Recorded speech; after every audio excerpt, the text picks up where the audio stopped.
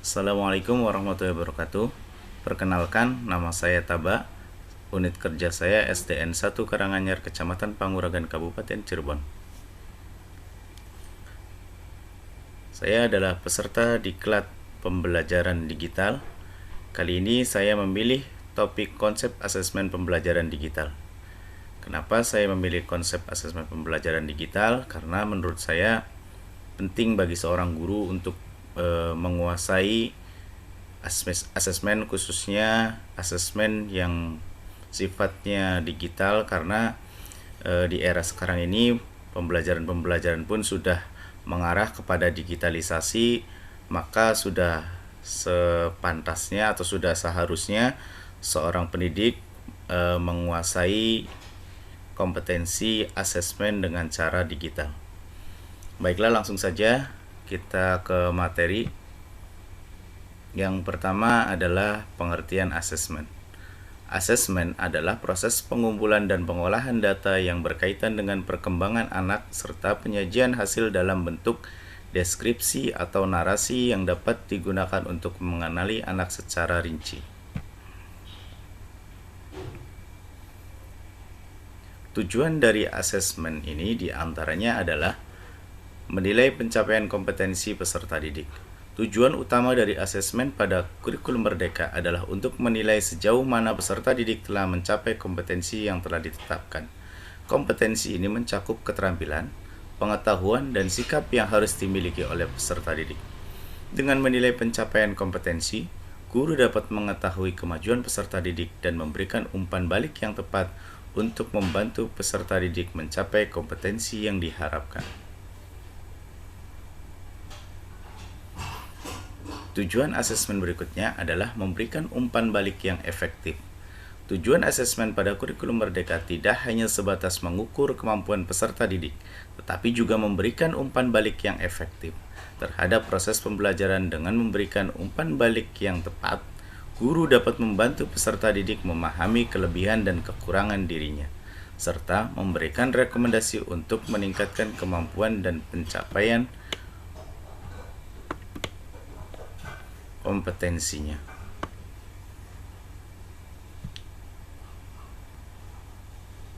Kemudian tujuan lain dari asesmen adalah meningkatkan mutu pembelajaran. Tujuan asesmen pada kurikulum Merdeka adalah untuk meningkatkan mutu pembelajaran.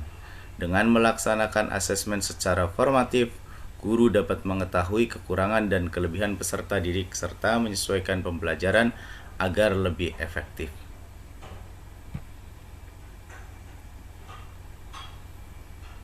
Tujuan asesmen berikutnya yaitu mendorong pengembangan diri peserta didik. Tujuan kurikulum Merdeka adalah untuk mendorong pengembangan diri peserta didik. Dengan memberikan umpan balik yang efektif, peserta didik dapat memahami kekurangan dan kelebihan dirinya, serta dapat mengembangkan kemampuan yang dimilikinya. Dengan demikian, asesmen dapat membantu peserta didik dalam mencapai tujuan karir dan kehidupan yang diinginkan.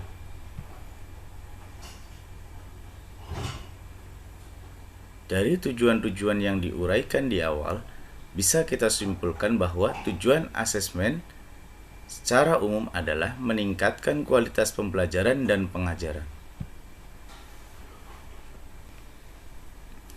Ya, coba kita perhatikan gambar berikut ini. Kira-kira dari gambar berikut ini mana yang lebih menarik bagi siswa? Betul, tentu saja gambar 2 lebih menarik bagi siswa karena mereka ada di zaman yang serba teknologi, sehingga ketertarikan mereka akan teknologi sudah sangat sesuai dengan zamannya. Apakah Bapak Ibu melarang siswa membawa smartphone ke sekolah? Apa yang mendorong Bapak Ibu membuat kebijakan tersebut? Ya, sebetulnya bisa tidak ada salahnya jika anak-anak membawa smartphone ke sekolah, mengingat manfaat-manfaat yang bisa kita dapatkan dari smartphone tersebut. Tetapi tidak hanya melulu mengizinkan atau tidak mengizinkan, kita pun sebagai seorang guru harus bisa menyiasati dan membuat atau meminimalisir dampak-dampak negatif dari siswa yang membawa smartphone ke sekolah, sehingga jika kita ingin jika siswa kita membawa smartphone ke sekolah pun tidak jadi masalah jika kita bisa meminimalisir dampak-dampak negatif yang bisa kita perkirakan dari adanya membawa smartphone tersebut.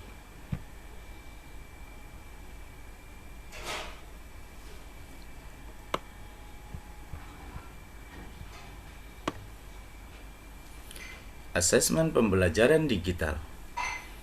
Perkembangan asesmen pembelajaran hingga kini telah menyentuh ranah teknologi. Asesmen pembelajaran tidak lagi dilakukan secara manual.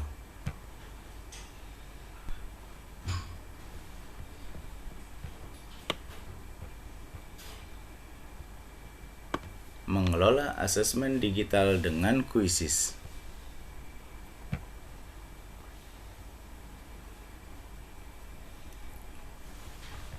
Kuisis sebagai asesmen pembelajaran.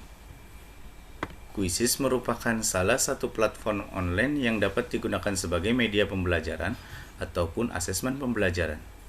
Platform lainnya yang dapat kita gunakan untuk media pembelajaran dan asesmen diantaranya adalah Kahoot, Wordwall, dan lain-lain. Jadi sebetulnya tidak hanya kuisis yang bisa kita gunakan sebagai asesmen dalam pembelajaran. Ada juga aplikasi-aplikasi lain yang dapat dimanfaatkan oleh kita sebagai pendidik untuk bisa melakukan asesmen secara digital. Nah, namun mengingat kelebihan-kelebihan dari kuisis ini, maka sepertinya kita seharusnya sebagai seorang guru, sepantasnya kita harus mengupdate pengetahuan kita untuk dapat menguasai dan memahami kuisis yang dapat kita manfaatkan untuk media pembelajaran maupun untuk asesmen pembelajaran. Kuisis dan kelebihannya.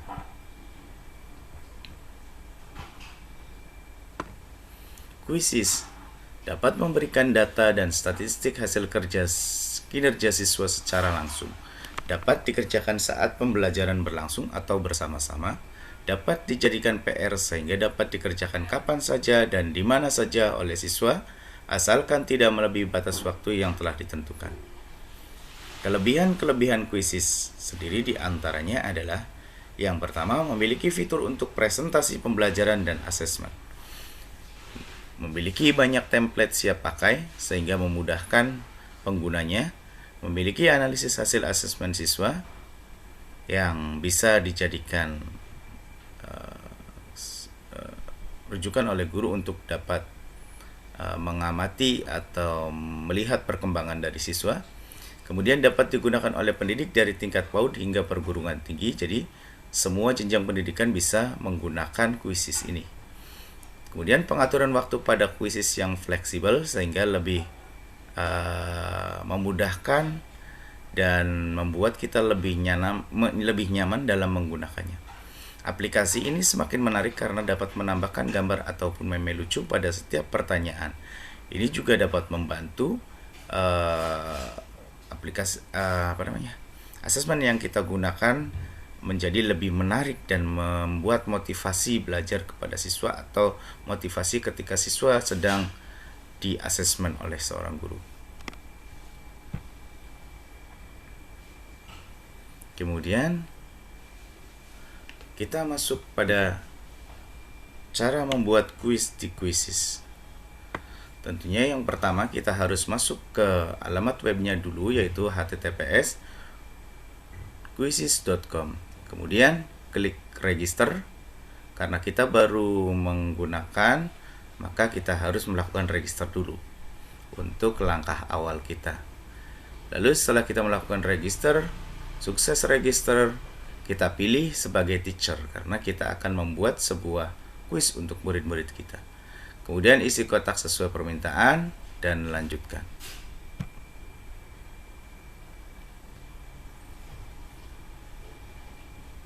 Lalu langkah berikutnya yang kita lakukan adalah klik buka pembuat kuis. Kemudian masukkan nama kuis yang akan dibuat, misalnya kuis pembelajaran 1, pilih bahasa, masukkan gambar. lalu klik simpan. Kemudian klik buat pertanyaan baru untuk mulai membuat pertanyaan. Kita akan dibawa ke halaman seperti di bawah ini. Isilah sesuai dengan informasi di bawah ini. Yang pertama, untuk membuat pertanyaan. Yang kedua, untuk opsi 1. Yang ketiga, untuk opsi 2. Yang keempat, untuk opsi 3. Yang kelima, untuk opsi 4. Untuk menghapus pilihan, cukup tekan ikon tempat sampah. Untuk jawaban yang benar, silahkan klik tanda centang di sebelah kiri sampai berubah menjadi hijau. Kemudian untuk menambahkan opsi jawaban, untuk mengatur waktu jawab, pilih 5, 10, 15, 20, dan seterusnya. Waktu ini hitungannya dalam detik. Jika semuanya sudah selesai, klik simpan.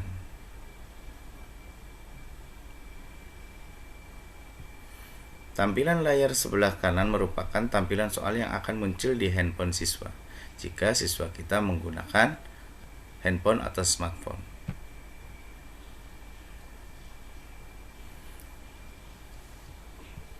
Kemudian yang kelima, silakan membuat pertanyaan sebanyak yang Anda inginkan. Jika sudah, silakan klik selesaikan kuis, lalu isi nilai dan pilih relevansi mata pelajaran. Kemudian kelas untuk siswa kelas berapa? Pilih subjek relevansi, silakan pilih kuis tentang apa. Dan berikutnya adalah cara memberikan pertanyaan kuisis kepada siswa. Langkah 1, klik permainan langsung. Sebelumnya bisa tidak hanya permainan langsung ya, bisa juga ada pilihan-pilihan yang lainnya. Kemudian yang kedua, silakan lakukan pengaturan seperti di bawah ini, yaitu jika berwarna hijau, pertanyaan akan acak. Jika berwarna hijau, jawabannya akan diacak. Maka buat hitam.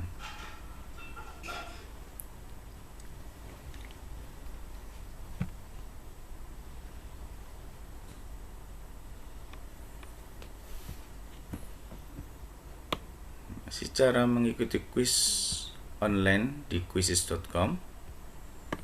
Langkah pertama, enter atau masuk ke join.quizzes.com, lalu klik ikon gabung. Nah, dengan cara seperti ini, siswa tidak perlu memiliki sebuah akun. Tanpa mereka memiliki akun pun, mereka bisa mengikuti kuis ini. Langkah kedua, mintalah siswa masukkan kode permainan, lalu masukkan nama mereka. Siswa yang telah bergabung akan terlihat di layar laptop guru. Kuis dapat dimulai setelah semua siswa mengikuti kuis. Guru hanya perlu mengklik mulai.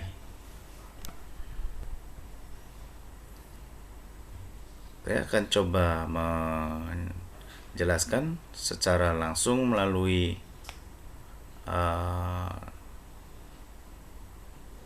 praktek ya, dengan langsung. Demikian yang bisa saya sampaikan.